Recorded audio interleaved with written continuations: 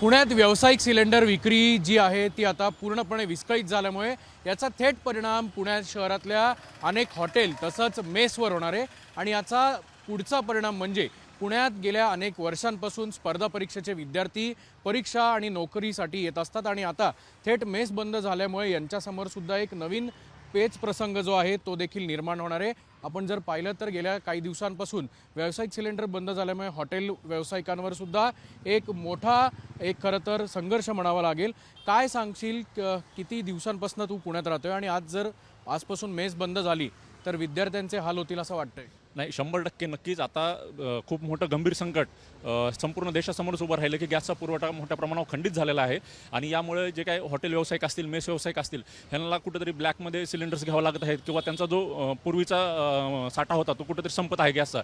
तर त्यामुळे त्यांनी जेवणावळी ज्या आहेत त्या मेस त्या कुठेतरी बंद होतील अशी परिस्थिती निर्माण झाली। त्यांनी आम्हाला सांगितलं की 1-2 दिवसात जर साठा पुरवठा झाला नाही तर आम्हाला ब्लॅकमध्ये गॅस सिलेंडर्स घ्यावे लागतील आणि त्याच्यामुळे मग आम्हाला मेसचे रेट वाढवावे लागतील।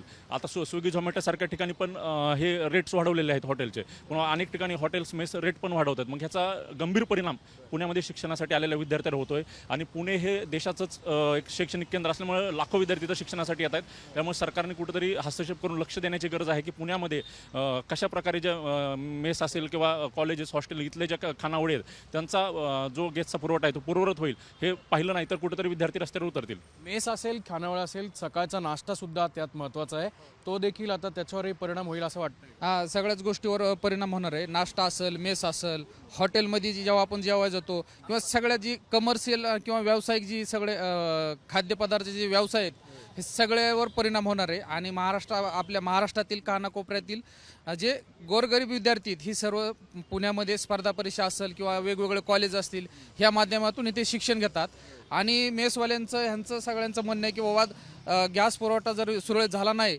तर 2 दिवसामध्ये आम्ही बंद करू किंवा जर आम्हाला जर ब्लॅकमध्ये जर भेटलं तर आम्ही त्याचे भाव वाढू। मग त्याचा परिणाम कसा आहे, जे विद्यार्थी पोटाला चिमटा घेऊन समजा नाश्ता करतात की ज्याला म्हणजे ज्याला 2 नाश्ता खाण्याचे असेल तो 1 नाश्ता खाणार छोटा येते, पण त्यात सुद्धा त्याला जर तशी अडचण आली तर त्याचे परिणाम गंभीर होणार। मेसवर अडचणी येतील असं वाटतंय का गॅस? हो सर, नक्कीच।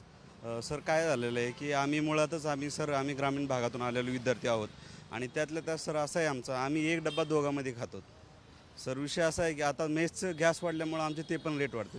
एक तर मुळात काय सर की आमचे एकदम पण पुढे जातात, ते वेळ पण खूप हे होतो आणि त्यामुळे दरवाढ वाढल्यामुळे आमच्या आता राहणीमानामध्ये पण प्रत्येक गोष्टीमध्ये वाढ होणार आहे।